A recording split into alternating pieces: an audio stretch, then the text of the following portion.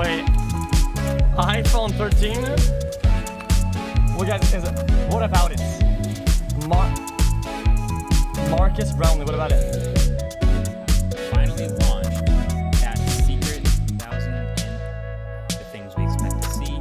And so if you want to build cases or accessories for the iPhone, that's what these sort of models are built to be useful for. So as we've learned, it's about to be August, and these phones in real life are already pretty much hardware locked somewhere inside Apple's spaceship campus right now as we approach fall for launch. But just so we're clear, this is all still technically speculation, but holding these models in the hand for the first time, it's pretty quickly evident we're looking at pretty similar designs, right? Same shapes, same sizes. Fucking thing. This, of course, lines up with the flat lines and everything from last year's iPhone. Makes sense. We've seen them stick with one design for multiple years, and this is the 12's design. The new stuff that we can actually look at, though, are number one. Also, the silver is trash. I agree. Now, a port the is technically silver not a is new fucking thing, cringe. Since we've always had ports, but there's been a rumor that's made the rounds about Apple possibly getting rid of the Lightning port and not switching to USB-C, but just going totally portless. Also, I like the flush. I like the flush holes, not like the pressed in. All the new holes. iPhones, or maybe just the Pro phones, but possibly across the whole lineup. And while I still think they're aiming for that, and I made a whole video about why Apple's aiming for a portless future, these new models, all of them, do have ports. Now, to me, that just says why no the ports though? ecosystem is not quite ready to pick up where Lightning left off. Now, there was a big deal made about MagSafe. It was the new charging standard, the new wireless charging on the back of the iPhone, slap it on there with magnets. And there are a bunch of really good MagSafe accessories out now. There's MagSafe compatible cases. That is so trash. My favorite that car is mount so is really bad. good. It makes. I'll link that one below. I've been using it for a while. Who wants to put this fucking thing on their phone, dude? It looks like some fucking air locking system or some shit. But even Apple's first-party accessories are slowly starting to grow out. They just dropped that $100 MagSafe battery bank that attaches to the back of the iPhone. What? But it really does feel a little early to just jump straight to that and totally get rid of the port. It was already kind of a big deal when Apple bumped up from 5 watts to 20 watts of charging on the iPhone. MagSafe only supports up to 15 watts. We're living in a world where there are phones charging at 50, 65. Guys, because 99% of the people who charge their phones use their phone while it's charging. Nobody wants this piece of shit wire in the middle of it and this like weird fucking pocket you get to staple on there, or buy the $100 piece of bull crap that comes with it that looks like a fucking additive spaceship under the side. Maybe nobody soon wants 100 this. plus watts wirelessly, which is awesome. And this just isn't quite at the flagship, at the tier that I'd want it to be. So maybe they're waiting for better wireless charging to make. I already paid $2,000 and remortgaged my house by this shit. I don't want to buy your other garbage plastic piece of shit. MagSafe. Is anybody ever gonna get this? Easier, but at this point, it feels too easy to go portless, or too early to go portless. So then the rest of the phone pretty much lines up with the iPhone 12. Same speaker placement. Also, why are these holes pushed in and these ones are flush?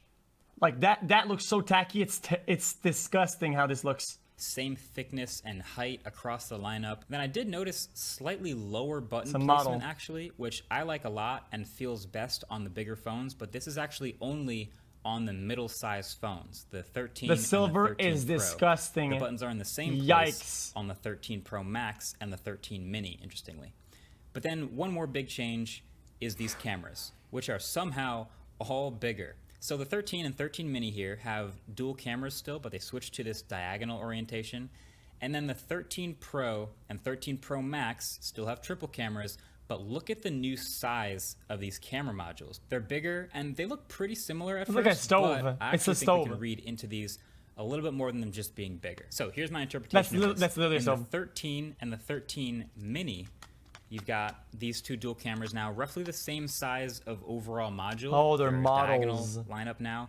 And the lower right one is actually a bit larger, which to me would hopefully mean a larger sensor back here, which is nice. We've wanted larger sensors in iPhones for a long time, and they only did one larger sensor on last year's iPhone, the big 12 Pro Max. But it's possible, and we see this all the time, where the newest stuff, the best stuff from last year's flagship trickles down in price. So that could be buys what we're this seeing bullshit? here with bigger sensor. Now on the 13 Pro and Pro Max though, the big phones, check this out. The whole camera bump is a larger footprint, but it's not because the lenses are much bigger. They're actually just a bit more spread out. And to me, this might not actually be bigger sensors, but it may be better stabilization. So you may remember last year, why is it so big? Pro Max, that was the only one to feature advanced sensor shift stabilization, and it was only on the larger primary sensor. This year, it looks like there may be more room to use this more active, precise sensor shift stabilization on all of the sensors. So even if the sensor isn't bigger, or if it's a little bit bigger, they can hold it still for longer shutter speeds and longer periods of time. And that gets you less noise in photos without the drawbacks that come from huge sensors in smartphones like super shallow depth of field fringing. So those are some interesting things to look forward to behind the new designs of some of these cameras here. Now, of course, there's a bunch of other stuff that these new models or mock-ups will never tell us, like ProMotion. That's one of the biggest, almost weirdly most interesting rumors about these new phones, because you'd think by now, where every other phone out there has a high refresh rate display, the iPhone being last up, they've got to do it. We don't know that just from these dummies, but it may just be the Pro models, or maybe across the lineup.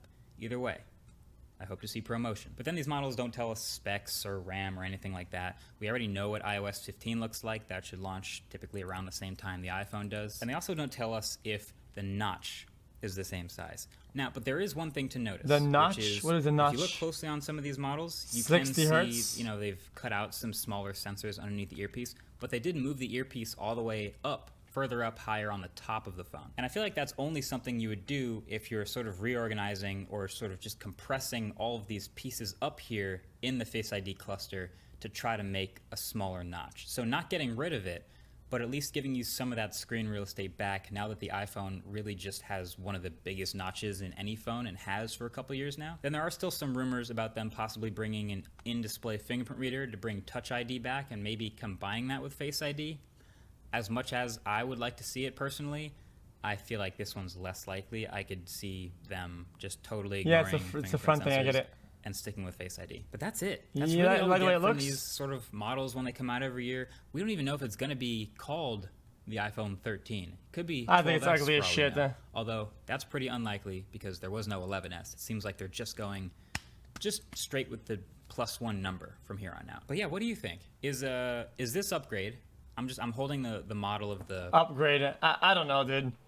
Guys, I don't have iPhones. It's not really compatible with all my shit, to be honest. It'd be too complicated to switch to iPhone, but I just feel like whenever iPhone has a new product, I feel like they sell like fucking 3-year-old technology, like they just rediscovered fire or some shit. It's like, dude, we've had this for a while, man. I don't know. I don't enjoy the products very much. It's fine.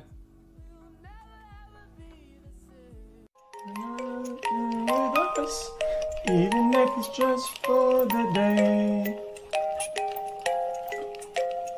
Joy, your stay outside the sun, it is shining.